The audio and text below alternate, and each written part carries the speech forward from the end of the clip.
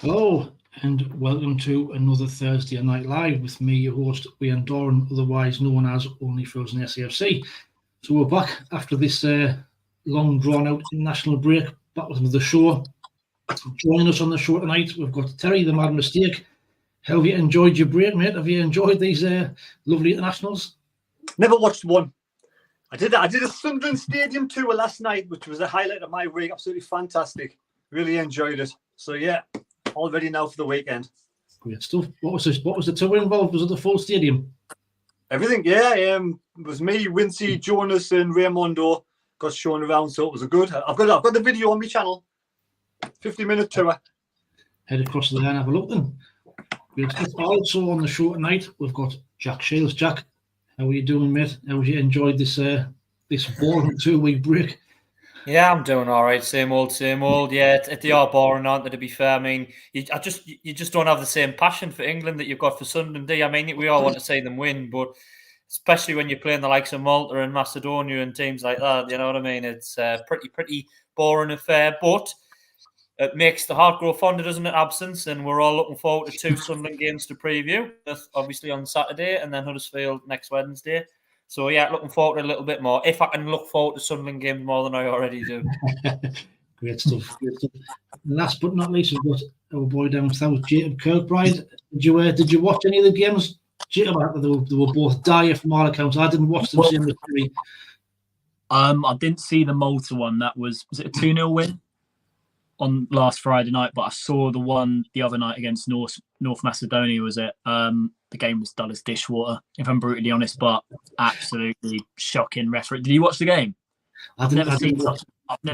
Honestly, for people in the chat, they'll back me up on this. The worst refereeing performance I've seen in an international game for a long time. Honestly, I know listen, people talk about, it's North Macedonia, we should be wiping the floor with them, but if you've already qualified, of course you're going to take your foot off a little bit. And I think, judging by how we played the other night, you could tell a lot of those players just didn't want to pick up injuries, particularly second half. I think they were just ready for club football to return again, to be honest.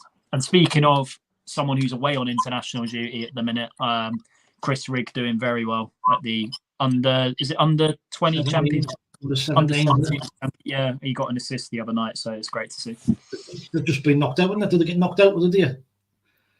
I think so, yeah. But I think he's one of our better players in the games that we've played in the tournament, so good to see. On that international break, was this the stupid penalty that Harry Maguire gave away that wasn't given? I heard some kind of... Yeah, there was that, and there were other decisions, like 50-50 decisions as well, that were just ludicrous. So the standing referee isn't any better in international football than what we're watching in the Championship. It's worse. Also, don't forget you can get involved via the live chat as well. Get your comments in there and we'll read out as many as we can. Already in there, we've got Phillie. Says, all right, lads. Mandy Greer. All right, lads. Hope you're all okay. Emma's in there. Evening, lads. How are we all doing? David Jobbins says, good evening, lads. And Jim Nesbitt says, all ending did a few vids which helped a lot to relieve the dire boredom of international breaks. Well, there's always something for a pass of time. I'm sure Terry did a couple as well while the internationals were on. He's got his stadium tour there. I'll head across that, have a look at that. Don't forget as well, we are also working alongside Tops this season. Now, I don't think any of us have got our Tops top on, but if you look behind Terry there, you can see one hanging up on the wall. So head across to there for some great stuff, some retro kits and what have you. Everything's in the description below for some great discounts and what have you coming towards Christmas. So, right, and so like Jack's just been saying, we've got some games to preview, but before that, and now we've just been touching on this international break malarkey. So, for me, I think they're a waste of space. I know we've got qualifiers and what have you, but for example, Northern Ireland, it was a nothing game. They were already knocked out. Dan Bollard's gone away. He's picked up another knock.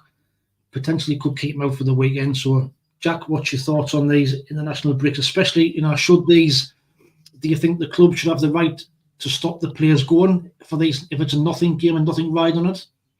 Yeah, it's a bit of a difficult one because, I mean, we all want to see our players doing well and representing the country, and, everybody's in the same boat. We want to see our players bettering themselves and playing to the maximum. But me personally, a little bit selfish, but I don't like it when our players get called away for international duty. I always think, going to be 2 more games, potential to pick up injuries, particularly when it's a key player like Dan Ballard. I know, obviously key players are more likely to play for the international teams, but I'm really selfish, and I know it's good for them, and they want to represent the country and say they're an international player. But selfishly, I think I'd rather Sunderland players didn't get called up, and we keep them for Sunderland and keep them fit. And it's really disappointing, like you say, Wayne, that we've potentially lost Dan Ballard for a nothing game, and it's just frustrating. I mean, the club, I don't know if the club would be able to put a ban on them, but you often see it under Man United under Alex Ferguson. You would see a lot of their players tended to pull out a lot of the time, and you did wonder that if it was him saying, make sure you pull out and that the big club buys. But personally, I think there should be some. I know there is some form of compensation, but I think it should be higher. If you lose one of your key players, a big player, you lose them to an international break. I think the club should receive some form of compensation for that FA, from that particular FA. Personally, it really winds you up, doesn't it? Particularly when there's nothing riding on the game. So yeah, frustrating. Hopefully, fingers crossed, it's not too bad. Dan Ballard's not actually that badly injured. That's what we all hope.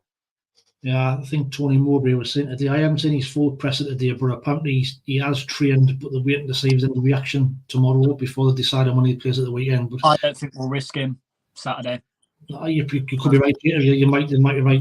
We've got them 2 players who played well. So, Jacob, coming to you then, and Tony Mowbray mentioned today about Job, who obviously pulled out of the young England under 19s and 20s, it might have been, and he said he's looking really sharp in training. So there's another example of the benefit of not going away on international duty. So, what's your thoughts on these international breaks, especially for these nothing games? It is what it is at the end of the day. Like, for me, I'd like to see Sunderland lads do well on international duty, but I can understand where Jack's coming from. I think we've seen Premier League managers over the years being unhappy with it when key players have picked up injuries when they're away. Examples, I think Alex Ferguson, even when he was in charge of Man United, I think he requested the England team to fly back to Manchester 90% of the time instead of London. And eventually they did that. It just shows the willpower he had back in the day. I remember Arsene Wenger didn't like it when he was asked them. I think Jurgen Klopp has not been happy a few times as well. Correct me if I'm wrong on that. But yeah, it's a nightmare for a manager's point of view. But if you're a spectator, it's a little bit different. For me, it is what it is. But if it's only Dan Ballard, then I'd imagine it will be 09 back in, and I think it will be Triantis out the 2 of Sealt and Triantis that will drop out. But relatively, I think that is an okay centre-back pairing. The only worry is the fact they've never played as a pair together before, but neither did Sealt and Triantis, apart from, I think, that cup game against Crewe earlier on.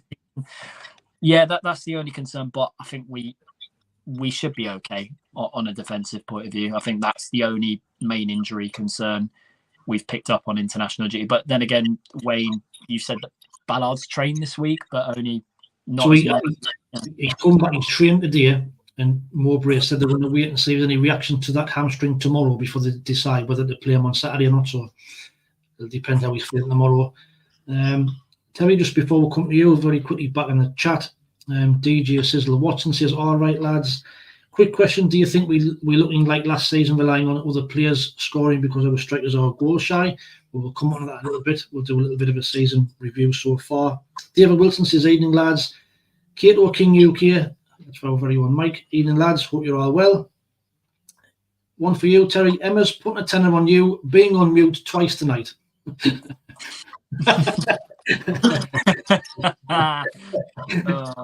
And John, which is a very good evening, lads. Great acting from Terry. Terry, we'll have to get you on Coronation Street with acting like that, mate.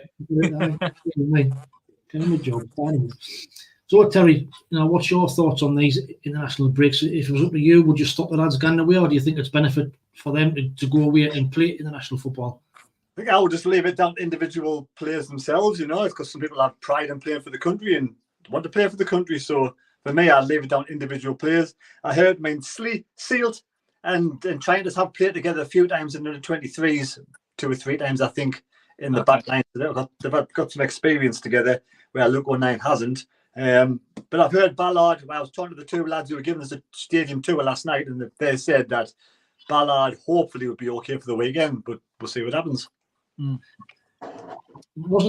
Did Trent get sent off or something for the Australia under-21s or something? I heard something on social. I didn't read the full story, but I think he got sent off, didn't he, for Australia under-21s over the weekend? Anybody hear that? I thought he's older than that. I thought he could play for the main side first, but whether he's in that level, I'm not too sure. I have to say, I only kept an eye out for Huggins for Wales, but he was unused sub on both occasions, wasn't he? So started on the bench. But I mean, like Val said, Job's looking sharp in training through not going away. Do you think? I mean, this, to be fair, the lad needed a rest, so I think it's probably a godsend, Terry, isn't there? He did pull out and he's bringing it home for 2 weeks. Oh, definitely. I mean, again, it's down to Job. I think it's individual preference, and if he thinks he's going to benefit from having an extra weekend off, and obviously his priority is playing for Sunderland in the first team, isn't it? He wants to get in the first team. He wants to score goals. He wants to do well. Wants to help the lads get up the table. So for me, I think it's top notch. I'm happy. Great stuff, mate. Jacob, does anyone know? I don't, because we've done this a few international breaks. If we played any games behind closed doors, I mean, I don't know whether. Apparently, there was something on one of the Instagram pages today. Apparently, we played Blackpool in a behind closed doors. An experienced team won 3-0. I don't know who was playing, but apparently we beat Blackpool 3-0 in the behind closed doors one over the last week or so. Okay. We're currently on 16 likes. If you don't mind, hit that like button if you are watching. And we are trying to get to 100 before the end of the show. Quickly back in the chat. John Nesbitt says Ballard hopefully in and the Aussie for me. Nothing against Doran, just not good enough. Bristolian Matthew says, all right, lads. He also says, yes, he got 2 yellows in the under-21 game, so I'm guessing he means Trent. So, again, going away to places like Australia and that sort of thing, can it be good for them when they're coming back on a Thursday and they're going to play on a Saturday? But, like I say, it is what it is. There's not really much we can do about it. It's the same for every team, I'm guessing, when they've got these internationals, so we've just got to live with it. But, season review so far, then. So just thought we'll do a bit of a mini review really before we preview the 2 games coming up in the next week or so. So I just thought we'd kick off and, based on what we've seen so far, what would have been our best performance of the season? Jack, based on what you've seen, what's our best team performance you've seen so far? Yeah, we've had some pretty good ones. I mean, a couple of good ones away from home. QPR and Blackburn and Sheffield Wednesday, that they were good ones away from home. But the standout for me has got to be Southampton at home. To play a team that's just come down from the Premier League, a team that are probably going to be up there challenging for automatic promotion, in my opinion. I think they will be. Whether or not they get it or not is another matter, but I think they'll definitely be up there challenging. And to absolutely play them off the park the way that we did, we battered them, didn't we? You know what I mean? I mean, it was 5. We had other opportunities. Would have been really nice if we could have got a 6th, because correct myself if I'm wrong, I don't think we scored many times more than 5 at the stadium. I think we beat Oxford 7-0 once in the late 90s, but I think not very many times we scored more than 5. But no, in my opinion, that was a really good team performance. Everybody chipped in, solid at the back. We stopped a really good attacking team coming forward, and to score as many goals at the other end and really dominate against a team that's going to be challenging up there for automatic promotion. That will be the one that comes to my mind. Great stuff. John Nesbitt agrees with you in the chat, Jack. He says Southampton as well. Bristolian Mappen says the best performance of the season is that this team being back. Well done, lads. Great show. Well, we'll take that. We'll take that. Jacob, what's your thoughts on the best team performance? Do you agree with Jack? Southampton, the standout one? Yeah, it's got to be. I think that's the best home one for sure, and probably the best overall. I think even though Southampton clearly didn't do their homework, they played with a high line, and we took advantage of that. It was just, everything was just pitch perfect for us on the day. Every chance that we had, bar 1 or 2 at the end, which we missed. One of them being Hamir. I hope he gets his first goal one day. But yeah, every time we came forward, it looked like we were going to score. We scored after about 40 odd seconds. Jack Clark header. Great ball into the box, and a great bit of my favourite one out of the 5 was definitely the last one. Chris Rigg, one of the shortest men on the pitch, leapfrogging like a salmon in the air to head into the far corner, but brilliant bit of skill from Dewey in the build up to it. Great left foot cross as well. I will throw in best away performance. The Chef Wed one was decent, but Chef Wed I thought were pretty poor on the night, but I'm going to say QPR. I thought, yeah, we were brilliant that day. Even though we went a goal down, I thought it was a really good, professional, strong, quality performance from start to finish. Nice one. Just quickly, I'm going to get off on a tangent here, but what's your thoughts on Dewey, Jacob, suddenly being, he seems to be the forgotten man, doesn't he? All of a sudden, what's your thoughts on it, on where he is at the minute? Well, I said at the beginning of the season, I thought a loan spell could benefit him a lot more. I want to see him playing regular football. I think if he went out, say he even just got like a 6-month loan until like January or something like that, or if he performed better, we'd recall him back. I think that would just benefit him a whole lot more. I think he could do a decent job the level below in League One. I think at the minute, I think this level's not quite where he's at this moment in time, but I hope I'm wrong. I could say that and he'll come off the bench at some point this season and prove everyone, including myself, wrong. But yeah, I want to see him playing regularly, to be honest. I mean, this is a guy who's played a fair few times for Costa Rica already at international level. And yeah, it's a shame to see someone like that not involved as much so far this campaign. I agree. The lad must be frustrated. He's come from Costa Rica by himself, and he did put in a few good performances. Like you say, he come off the bench against Southampton, set the goal up. Then I think he scored for the under 21s, didn't he? Last winner or last equaliser for against Newcastle or something. Mm-hmm. Right. Yeah, people went on about his physicality, but that's the same for a lot of players who are playing their first season in England anyway. And if there's any player who comes to our country who's got pace about them and can finish off these decent chances, can show that they're a decent finisher, particularly in the penalty box, then they've got attributes to do well in their second season. And yeah, I was hoping that would be the case with him this season, but we've not seen him at all really since that Southampton game, to be honest. Right, he just seems to have disappeared, doesn't he? Terry, your thoughts on best performance so far this season? I'm guessing it's going to be all of ours is going to be Southampton, I think, isn't it? Yeah, it's going to be the same as them too. I can't really say much more than that. I think Dewey, I don't know if I read somewhere that he said he'd rather play the under 23s or whatever than sit on the bench in the first team and get some game time, which is fair enough. He's still a young lad, so he'll get more experience by doing that. I mean, we've is it 6th in the table? I think we're better off than we were this time last season. 6 points. 6 points better off. Yeah, we've won 8, drawn 2, lost 6. I'd rather see a few more draws than defeats. 26 points plus 10 goal difference, so it's a good start to the season. Hopefully we can build on that now and move on and kick on. I totally agree. I mean, on Dewey, do you think is it a language barrier thing? Is it because he's like Jack just been saying there, you normally find after the first season that they're kind of pushing, like Bar's done, they're kind of pushing for the first team place after the second season, but it just hasn't happened for him, has it really? Do you think he's good enough? I think he's just a little bit behind the rest of the team at the moment. You got Clark, you got Roberts, you got Bar, so what's the point of him sitting on the bench for most of the match, So he seemed to be okay last season, but I think maybe he might have plateaued a little bit and needs more time and just, like I say, he might get a bit older, a bit more wiser with age and more time under 21s. And even in January, we send him on loan, like Jacob says, for just at the end of the season, see what happens.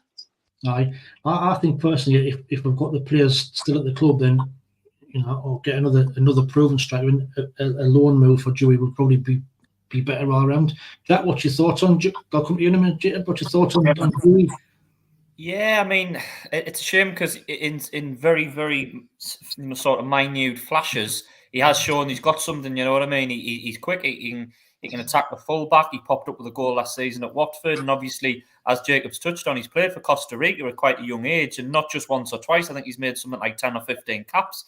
So he shouldn't be too overawed by playing for a club at this level. It's more so adapting his game, and as we've touched on, things like settling into a new country and the language barrier. I think we talk about the young players we've got a lot, but we don't actually realise really how big it is for these young players, particularly in a new country. I mean, 17, 18, 19-year-old moving completely and having to play every week, particularly in something like in a tough competitive league. So I agree. I think maybe a spell on loan for 3 or 4 months with an option to call back, maybe see if he can get regular minutes. and then assess him when he comes back. It's still early days. He has been here. This is his second season, but he is still, I think he's only 19, isn't he? 19 or 20.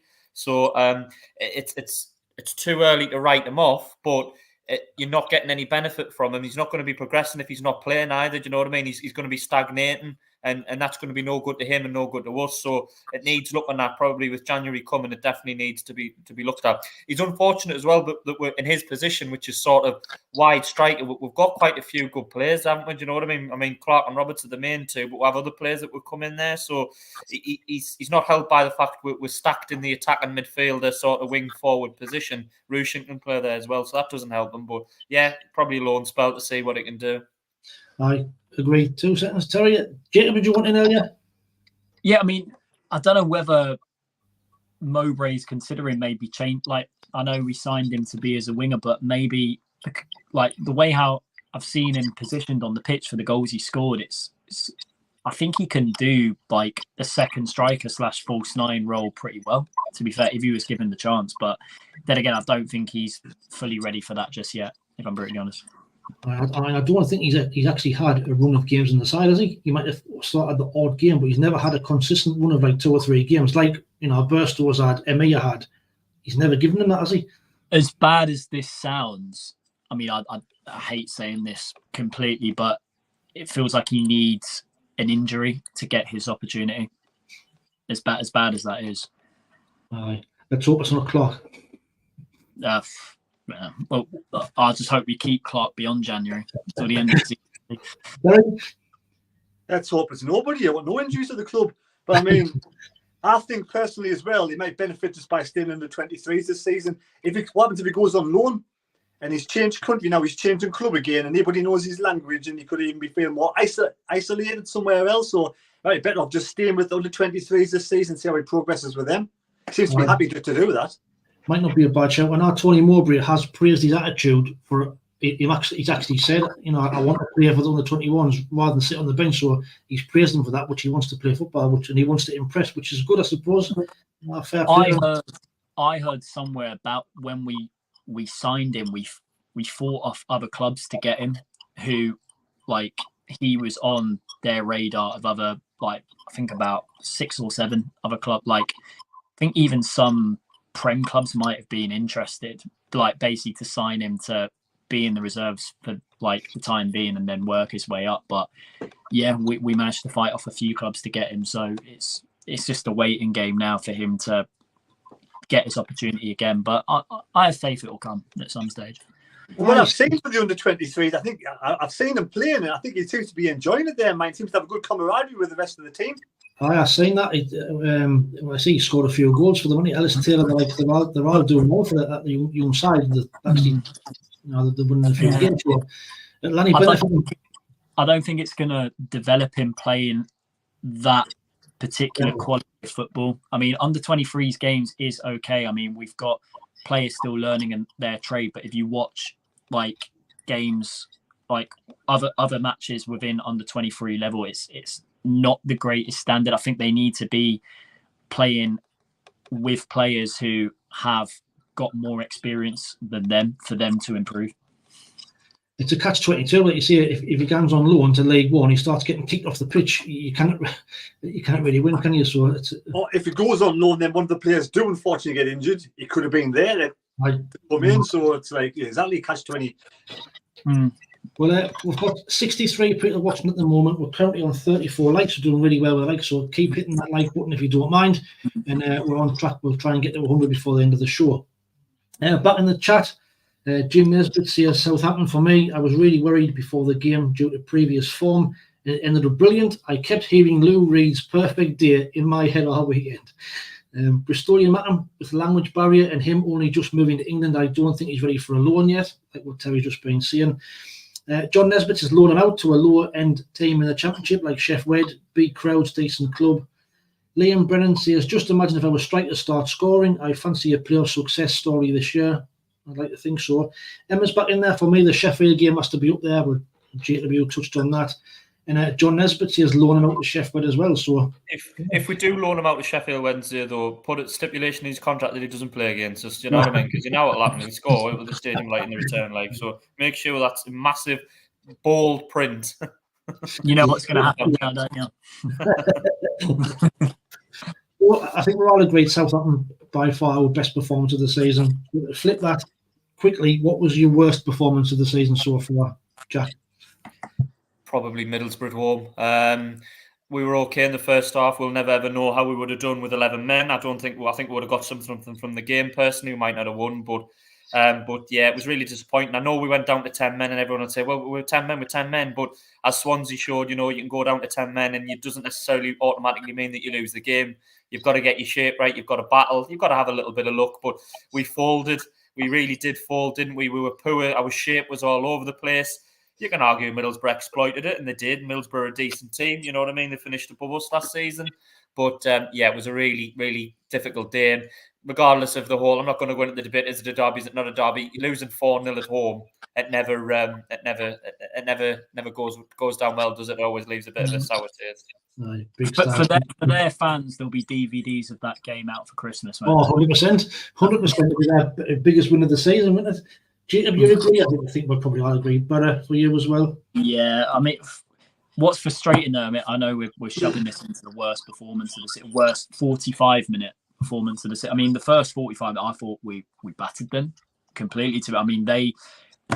We didn't take our chance or didn't do enough to take the game to them before the sending off, if I'm brutally honest. And then, yeah, Dan Neil just didn't shut his mouth for such a key moment in the game, and we had seconds to go before the half-time whistle. I know people could argue that the geezer should have been like a minute or so after should have been sent off for the elbow on Ballard, but it was worrying that game, the tactics we applied second half. I mean, any manager, whatever level, when you're down to 10 men, I know people going about, oh, well, I've got this style, I've got like a certain way, it's my way, I'm not changing. But for the benefit of getting a result, I was mortified with the way how Mowbray set out his team for the second half. We're just the line was all wrong completely in terms of how we sat deep and the amount of attacking players we had to the ones who were sitting back a little bit. And Abdullah Bar up top second half, was just madness. Alone, yeah. I felt so sorry for him. But even listen, you've got to slow the game down when you're down to 10 minutes. I don't mind, sacrificing the way we play in order to stop the goals going in at our end. It had to be done, but Mowbray didn't want to do it. So yeah, disappointing. Yeah, very disappointing. I totally agree. We've got the tactics totally wrong. Terry, I think again, same as the Southampton, we all agreed Borough was probably the down of the season. Yeah, we have one stinker result in our season, don't we? Had Stoke last season, it's Middlesbrough this season, so hopefully that's the only one, and that's it. I thought we were just slightly the better side in the first half. I thought it was 60-40, maybe Sunderland advantage, but second half was just heads went down, non-existent, and like Jacob said, the tactics were all wrong. Hopefully the whole team learns and grows for that second half performance. I thought we were poor at Stoke away as well. It wasn't as bad as it was nowhere near on Middlesbrough level, but we were poor against Stoke. They didn't do that well, and they managed the game better than we did, and we lost that. And really, we were pretty poor that day. So special mention for that. That was one that didn't go down too well. Stoke was on my list, and all. I think that was a stinker. We're not going to play brilliant every week. You're going to get them, but Stoke is a tough place to go in. I know people may disagree with that from where they are in the league, but I think obviously Stoke haven't changed their style for a long time, and I feel if you give them the lead at the Bet365 Stadium or Britannia, I can't remember what it's called now, you have to trying to play tippy-tapper stuff at Stoke at times, the way how they're organised at the back, it doesn't come off usually. They're so well, you have to tweak it a little bit in order to get more crosses into the box, utilise a bit on set pieces. And yeah, that's once again we didn't really do that at all, particularly second half at Stoke. No, I see what just never turned up. It was one of them games where you could just see the way the game was going to go from more or less the outset, really. Right, so we've got best player. I think we'll all agree. Jack Clark, for me, best player of the season so far. Jack, he has to be, doesn't he?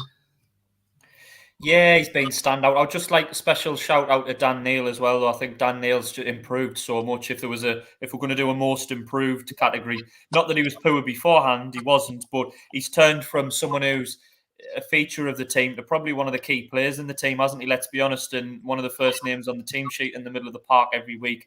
And we can only hope that he continues to develop at the rate he does, because he's improving all the time. He's adding different facets to his game, such as tackling and defensive improvements as well, and even probably a little bit of leadership. I think he was captain, wasn't he, the other week? So we're building that into him, and if he keeps developing, he's going to be a top player. So the obvious one would be Jack Clark, and but special mention for Dan Neil. Yeah, nice one. Totally agreed. Jacob? Mr. Consistent, mate, Dan Neil, been fantastic. For a special mention to Ballard also. He can easily play Premier League football the way how he's been going with us, and it'll be a battle to keep him in the foreseeable future. But yeah, Dan Neil, mate, considering when he first broke into the team, playing regular football for us, I think it was our final season in League One. You have to remember he started playing at left back for us, and now he's developed into this all-round midfield player that you rarely see give the ball away at all during a game. Can see about 2 passes ahead of him, before it's been made. He's that good at the minute, and people go on about, I know a few Liverpool fans saying, oh, we were linked with Dan Neil on deadline day. There's a reason for that. And, there's going to be more clubs who will be interested in a player of that caliber, because, finding an all-round midfield player to play at that level, but the Premier League on about, it is a difficult job. But getting them on a cheap as well. But if Premier League clubs think we're going to let Dan Neil go for less than 20 million, that they can do one, to be honest, because he's definitely worth 20 plus, I'd say, at the moment. Well, based on what we let Henderson, was Henderson 35 million? I can see it. When we let him go, I think it was about 20. Was it? That was a while back, that though, when you're talking about 2011, and you know what inflation's like at the minute. You know what I mean? You know how much everything's costing at the minute. That's it. He's got to be worth at least 50. Terry, are you with Dan Neil, or you Jack Clark? No, I'm reverse. So the third place, Ballard, I'd give it to Dan Neil, but he got sent off, so it's fine margins, isn't it? Fine margins, so you get second place. And Mr. Consistency, I'll give it to Clark. Has he scored 4 penalties out of 4 penalties, which, it's good going that for someone who I've never seen take a penalty before. I think he said himself, he just fell on duty. Lucky, wasn't he, that he's actually on penalty duty himself. So you could have picked any of those 3 players, couldn't you, for player of the season so far. Very quickly back in the chat, Gary Talbot, it's not just down to the manager. Players have got to take some responsibility once they cross the white line. I think that's in response to the Middlesbrough game. John Nesbitt says, our strikers blanking week in, week out. Why don't they get Phillips in to try and get them scoring? Worth a try for me. Well, do you think a striker coach, we must have a striker coach at the club already, would you have thought? Anybody now have got one? I would imagine so. I don't know that much about the backroom staff, but I would imagine we have somebody like that in. Michael Proctor. What do you mean? Well, if we're talking about players, I'd rather have Kevin Phillips than Michael Proctor. Do you mean? Right, very quickly before we move on to the 2 reviews, because we've got the last 20 minutes. So, based on what you've seen so far, then, one player who needs to improve or needs to have a loan spell, who would it be, Jack? Needs to improve.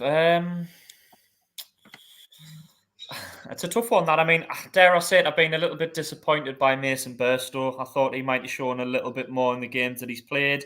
I know we keep saying he just needs a goal, but sometimes strikers have to fashion their own opportunities, and if you're not getting in the right positions and you're not finishing them, then you've got to look at yourself sometimes. And I appreciate our team's played without a striker for so long, But I just thought somebody come from Chelsea, and maybe we're expecting a bit too much because we had a Premier League player in Diallo who came in last season from a big team like Man United and did so fantastically. I just thought Burstow might have shown a little bit more. I thought he was improving towards the end of the spell that he had, and it's not a major criticism. I don't think he's been horrendous, but I just thought he would have done a little bit better. So maybe you could say he maybe needs to improve, but maybe I'm being a bit harsh.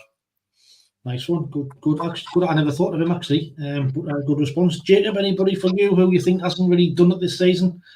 But I mean, I sort of understand where Jack's coming from. You know, Mason Burstow, but he is a young lad learning his trade at the end of the day. The one I've been disappointed about is Bradley Dack. To be honest, I mean, I know he's had a few injury problems, but when it was the goal, I think the only goal was Southampton, wasn't it? But the excuse would be in the games that he has started, he was asked to play as that false nine up there when we didn't have any strikers through the door. I think that was his last start for us during since we signed him. But yeah, from when he's come on the last few games, I've not really been impressed, if I'm honest. And he's meant to be one of the more experienced heads in that squad, and is meant to have scored a fair amount of goals and, you know, created a fair amount of assists for this level already. And yeah, I've not seen that so far. Jack? Yeah, just touching on what Jacob's saying about Bradley Dack, I'm a bit disappointed with his fitness. I mean, I didn't expect him to be playing 46 games, but he's hardly played. And when he did come on a couple of times, to me, his body shape looked a bit out. He looked out of shape. He looked like he put a little bit of weight on. He wasn't running correctly. And it makes you wonder, if we end the season, he only ends up playing something like 10, 12, 15 games, you look back and think, well, why did we sign him? Do you know what I mean? Yeah, on a 1 year deal. It doesn't fit into the style of play. It doesn't fit into the model. We're going for players 18 to 25, and he's not that. I know we're saying we need a little bit of experience, but how much experience can you have on a team if you're not playing? I mean, I know you can talk about in the dressing room and things like that, but if he's on the treatment table most of the time, you're not really impacting the club in any way. So hopefully he gets more games when he does, and he is fit. But it's starting to look like, you know, a bit of a poor decision to sign him. I know Mike will be happy about that because he hates him. But it's not a bit of a jobs for the boys, Terry. Yeah, I'm going to be a bit cheeky and naughty at mine as well. I'm going to say it right now because I'm going to look at the team that we have playing at the moment. I'm going to go Patrick Roberts, right? Because he signed a new contract, no assists, no goals so far this season. I know last season we had no strikers, so he had to take it upon himself to try and create as much as possible and score as many goals. I think now we need to start to be a little bit less selfish and try and supply Rushin and the striker we have up top, and maybe adapt a little bit. And maybe now he signed the contract more settled, more focused. I would say a little bit more from Patrick Roberts. Maybe get more assists and a couple of goals if possible. Of the previous game, just the loan of the previous game, I thought the weakest thing was Pierre Ekwa. I think he'll improve for this game this weekend, hopefully with the week off or whatever. And in the January window, if Evans gets back to anywhere near fitness, get rid of Bradley Dack. Nice one. Jacob, I like your style. Jacob? This is an interesting. I'm going to put forward this to you guys. Do you think Roberts has signed a new deal that, I don't know, Mowbray's promised that he might tweak the system a little bit to accommodate him a little bit more? I think if they've probably given him a contract to protect anybody coming in January. That's. Or the second one is that he's been promised that the club are gonna bring in sort of like a false nine type player, a bit like Diallo was, in order to get more out of him. Because without Diallo on the pitch last season, he wouldn't have been what he was, if I'm brutally honest. Yeah, spot on. Look, he's not a bad player. He's not been playing badly. I just think he ups his game 10% and starts thinking more about the bigger picture and bringing in Rushin, because Rushin's looking good now. He was getting really on the ball, and he had hit the post and a couple of assists, so he's getting there. So if he could sort of take into account that, he can maybe supply Rushin with a bit more, and if he just ups his game 10%, because he hasn't been a bad player, he's been decent, he's been good. For me, you got Clark on one side, who's a slightly different player, of course, who can score goals and get assists. I want to see a little bit more, maybe from the right hand side with Roberts as well. That's it. I mean, I think this season he's got one assist and no goals. That just shows. He's got one, I thought he had none. He's only got one, and that was only because he laid the ball inside to some. I think he laid the ball inside to somebody who I think it was Ekwa. He laid the ball inside when he took a shot from long range. So for me, not really an assist, but because he got the last touch. And even signing that contract, now he's more focused. That could just raise his game 5-10%. I'm not sure. Fingers crossed, fingers crossed. We're currently on 70 people watching. We're currently on 47 likes, so keep on hitting that like button if you don't mind. We will hopefully try and get towards that 100 mark. Very quickly back in the chat. So Jim Nesbitt says, Dan Neil is really important to the team. He was a massive miss in the second half, Middlesbrough and the full game against Stoke. Certainly was. John Nesbitt agrees. DJ Sizzler Watson says, regarding a striker coach, look at Jamie Vardy at Leicester. Super Kev was there as a striker coach. Well, that's proving the pudding, I suppose. Peter Hobby says, hi guys, put Bennett as a sub, better than Burstow. Well, pretty much a muchness in it, really. It's a tough decision, that one. Marianne Trousers, hello lads, great to see you, Terry, on the tour at the Stadium of Light. Jim Nesbitt says, Speakman said he thought Roberts could still progress, so I trust his judgment on Roberts. Well, let's hope he's right. Right then, on to Plymouth. So we've got Huddersfield as well. 2 games this week on paper should both be winnable. You know, Plymouth 19th, Huddersfield 21st. Plymouth without a win in the last 3 games. They lost at Leeds 2-1. They drew at home against Borough, and then they lost against Ipswich 3-2. They do score goals. I think they've scored 27, conceded 27. So on paper, we should really be going down there and looking to take advantage. But I know they're a good home side. I think they've got 13 out of the 16 points that they've amassed from home this season. So Jack, what's your thoughts on going down there? And you know, we should really be going down there looking to win, shouldn't we? Yeah, absolutely. I mean, normally with a lot of away games at this level, I think, well, you know, sometimes a point wouldn't be bad, but particularly the bottom 6, there's a lot of teams down the bottom 6 that I think are quite poor, actually, rather than being one, you know, potentially KPR at times the second one. Plymouth, yeah, I've looked at the recent results and they score a lot of goals, but they do concede a lot, as you say. I think that they've actually got a 0 goal difference, which a team in the bottom 6 don't normally have that. They're normally in the minus. I think they've had a couple of big wins. They hammered Norwich. I think it was 5-1 or 6-1 maybe early in the year. 6-2, was it? I remember them hammering Norwich early in the year, but they do concede goals. So they strike me. I've looked at a couple of the recent teams. I think they play a 3-4-3, sort of 5-3-2, 3-4-2, 3-4-3, whatever you want to call it, formation with the full-backs who they defend, you know, when they come forward, they join in with the attack. So I think this should be a game whereby we create chances. You know what I mean? It should be a nice open game. Hopefully they come at us, and I like it when teams come at us because we're a bit vulnerable at the back and we might concede. But when it's an open game like that, I fancy us to win. Even if we concede, if it's open, we might. I still think we'll win maybe 2-1 or 3-1. It's not the end of the world conceding. The downside is when you have a game like Swansea where you're trying to break a team down, and they're not our type of games really. So hopefully they come at us and they have a little bit of a go. I think our quality should show on the final third. If they give us space and time and we can get in behind with a counter attack, we should be creating plenty of chances and hopefully sticking a couple of goals in. Would you keep the same team, Jack? Who would you put in defence? You know, based on if Ballard and O'Nien's fit, would you put them straight back in?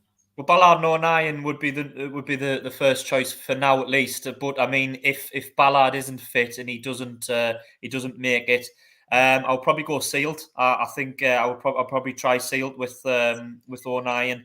At the back, I know Triantis is there or thereabouts. I think there's much of a muchness between them and Sealed. I'll maybe just give Sealed the nudge ahead of him. The only other thing was potentially talking about Bellingham being rested. I know he was rested for the international duty, but with Huddersfield coming up on Wednesday, might be a chance to rest him and maybe play Pritchard in the attacking midfielder, or maybe you can hold on the ball in the second half, hold on the ball in the opposition half a little bit. I don't know. Potentially, maybe. Not a bad shout. He said tough week coming up. Jacob, your thoughts on Plymouth at the weekend? Yeah, I mean, like Jack said, if they're they've conceded goals, but they're a side who can also score as well. If they come at us, I think it will suit us wonderfully on Saturday in terms of it being an open game. You know, them playing with a high press, us trying to work the ball around that. But yeah, we should have enough quality to get the job done at the end of the day. But the antagonising feeling I've got, I don't think it'll be the case, but I'll probably have a nightmare on Friday night about a Barley number 90 plus 9 equaliser or something like that. To be fair, I think he's been one of their best players this season. I think he might have even gotten their player of the season last year, or young player of the year, and this season he's kind of, you know, I think he's been playing left wing back. He's their like right wing back. at the moment. He's our full back now, more or less. Like he doesn't play in the middle of the park anymore. Terry, what's your thoughts on Plymouth at the weekend and team selection wise? Yeah, Barley Mumba, I think he's played 57 games for them now and scored 8 goals. So that's sort of on loan and obviously signing permanent, so they've done well. Now, you can say about the record in the last 3 games they played Middlesbrough. We got smashed against Middlesbrough. We lost to Ipswich and Leeds. So they've had 3 tough games last 3 games. So really, you can take the form with a pinch of salt because the 2 games previous, they smashed Sheffield Wednesday 3-0 and they do it to West Bromwich Albion. So you can take the form with a pinch of salt. Our home form, we're 8th in the table. Their home form, they're 11th in the table. Our away form, we're 8th in the table. So we've got 2 points at this moment in time more than them. They're in 19th place, 16 points. So it's one of those games where, I thought they were higher than they were, but obviously they're not. So I think we'll get a win against them. We've got to go and try and get a win for them, mate. I wouldn't change much about the team. Like I say, bring the 2 in that we think, 9 and Ballard. And I'd leave Job in and I'd leave the rest the same, to be honest, because, I think Job will be fresh. And I think I've got a feeling away to Plymouth will be tougher than home to Huddersfield. That's just my personal opinion. But every game's tough and it's not going to be easy travelling all that way down to Home Park. And that, the ground's been there since forever and a day, since you were born. When it we in 1886? Like 1892. Wayne was born in 1886. 1892, that's when it was. 1892. Don't know how you dare call anybody old, Terry. Eh? I don't know how you dare call anybody old. He's still got a 52% win ratio, Steve Schumacher, so he's doing a good job down there. So, at the end of the day, they've got the other young lad from Wolves, Lee Cundle, the 21-year-old attacking midfielder. He's played 9 games and scored 3 goals as well. So it's going to be a tough game. I think we can do it. I think they've got a kid on loan off Aston Villa. I think he's called Azaz or something. He's in the centre. He's got 3 goals, 3 assists. So they've got a decent side. They said that they do score goals. It's not going to be an easy game. Jacob, I know you think you touched on at the start. Would you play Triantis if Ballard's not fit? Would you play Triantis rather than Sealt? No, I personally think he'll play. I would play Sealt with 09 if Ballard's not fit. Personally, I don't think because hamstring injuries, they are a risky one. I think he may potentially leave Ballard out.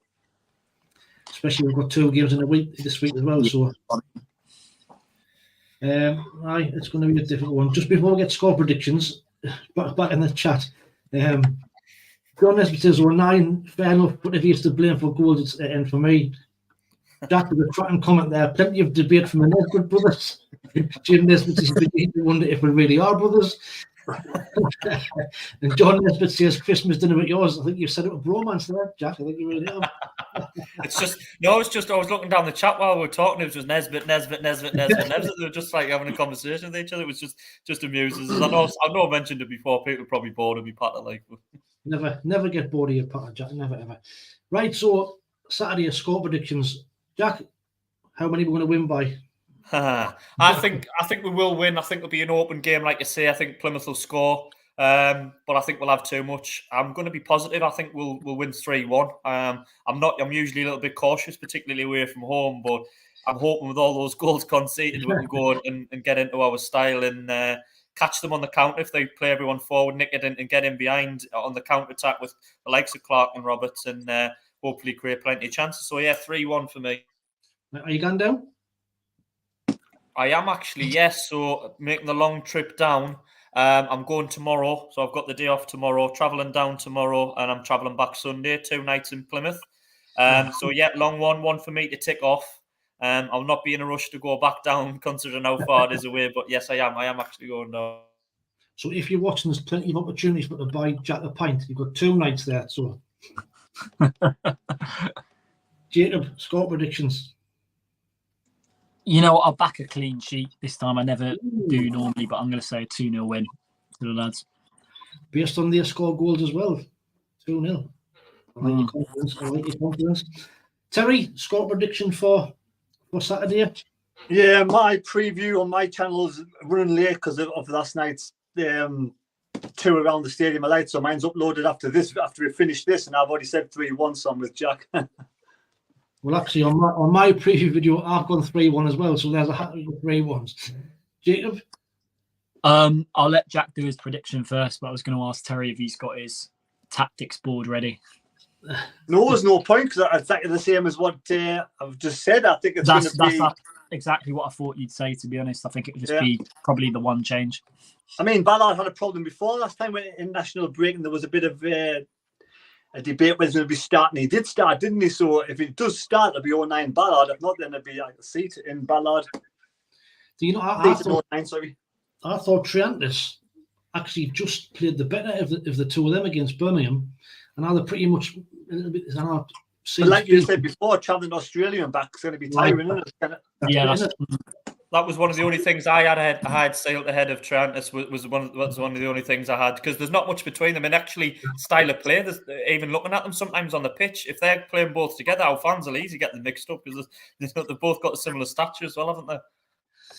Yeah, very much like let's hope Ballard in 09, and now there's been a bit of debate about 09, but he's captain and Tony Mowbray is going to put him straight back in, isn't he, regardless of what anybody says. So, right, so after we've beat Plymouth, we're then at home to Huddersfield. So another team really struggling. You know, at the 21st, I think they've lost the last 3 games. I think Darren Moore took over there. I think they beat QPR, and they've lost only lost 2 games since then and drew 1. So they're in a bad run of form, looking like relegation fodder.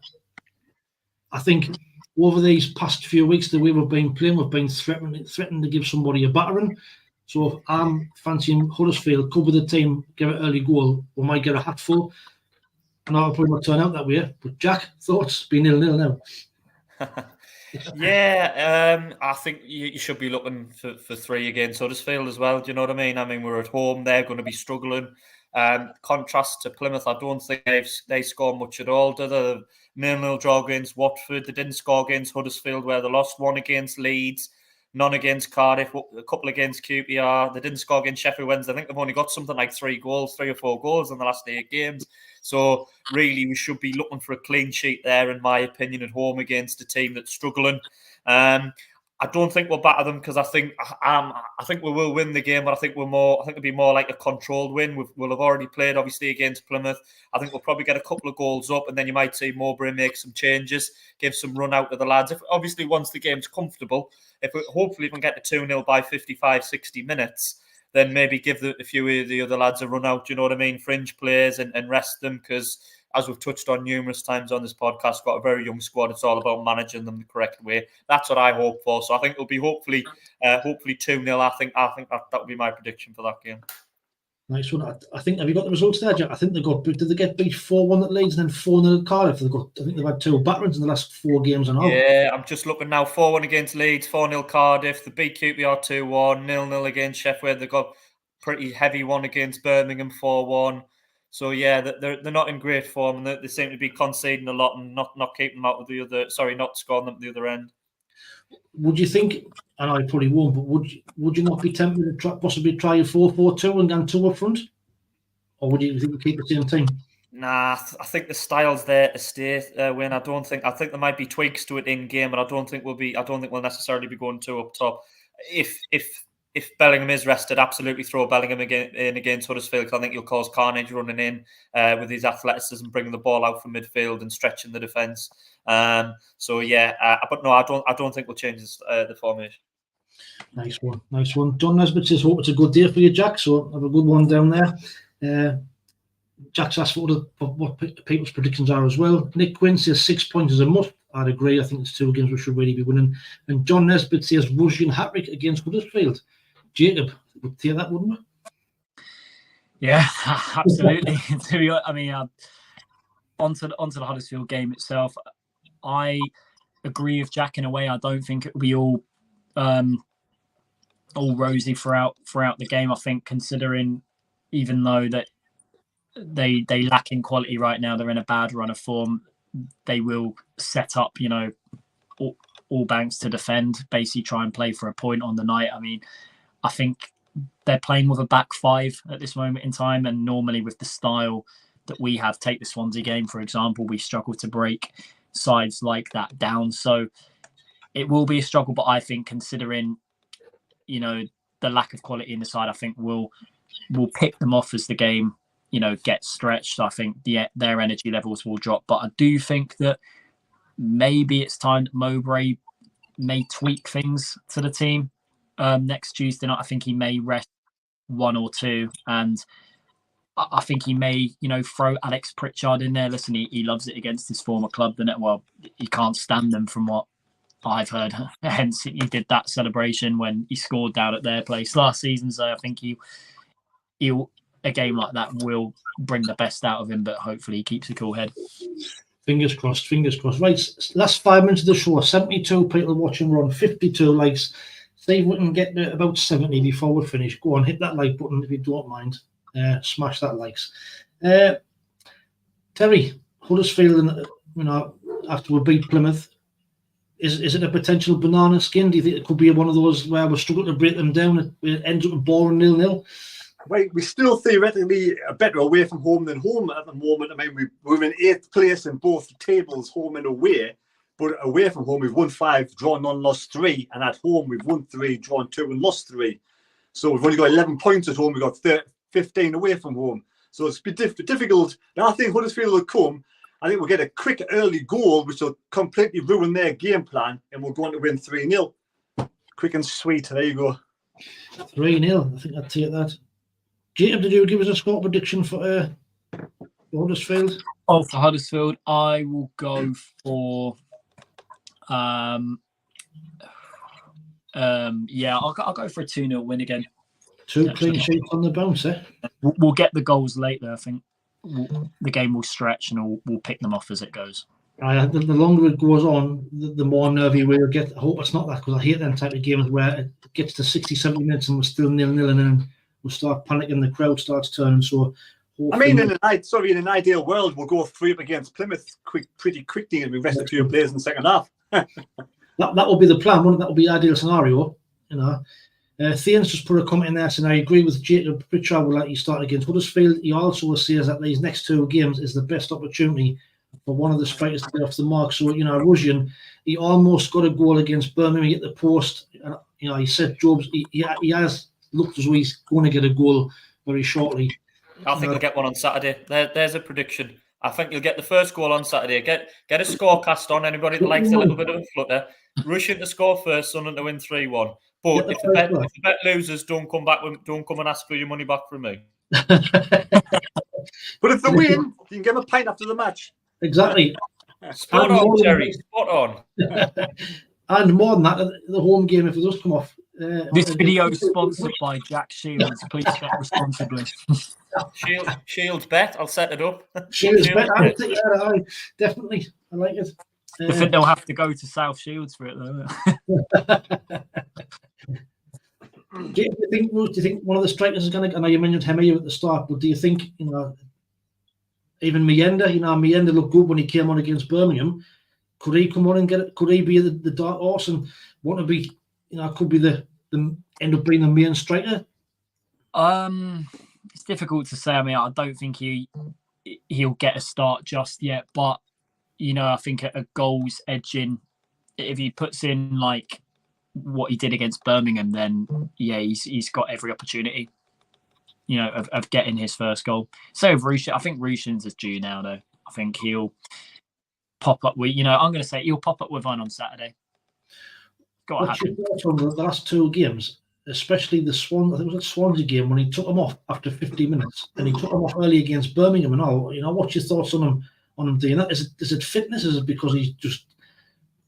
Yeah, but no, I didn't agree with it. But I think whenever, for example, in the Swansea game when we took Rushin off and brought Hemir on, we had to tweak the way we played a little bit. We had to put more crosses into the box rather than shots to suit Hemir, if you know what I mean. But Rushin, it suits how we counter-attack teams. He can offer pace in the final third more than what Hemir can.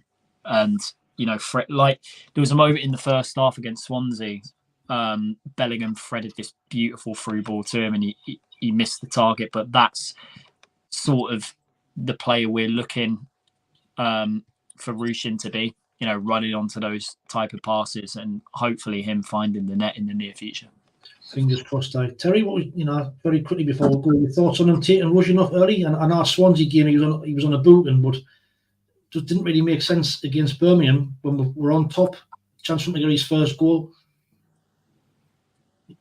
There's the first one. Save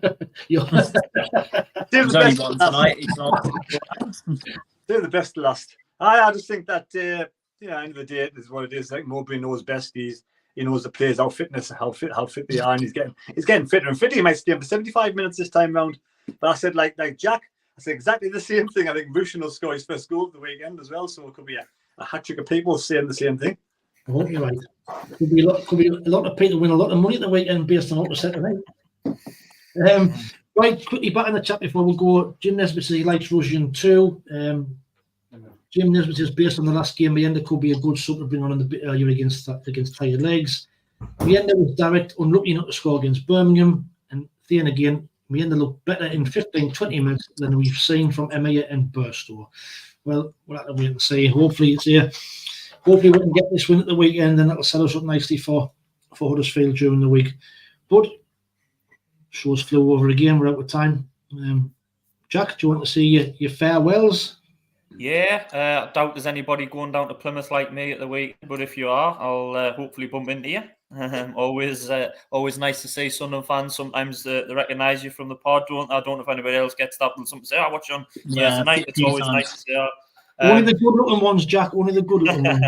But yeah, hopefully we get 6 points, and we're coming here doing this show next week with 6 more points on the board. And I'll see everybody later, lads and lasses. Nice one.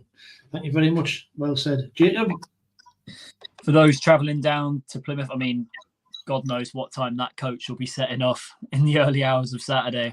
I think it must be surely like 1, 2 in the morning to get down there for a 3 o'clock kickoff, or maybe even earlier than that. If you're going down on the coach, I salute you. But for those going down in general, I know some that are flying.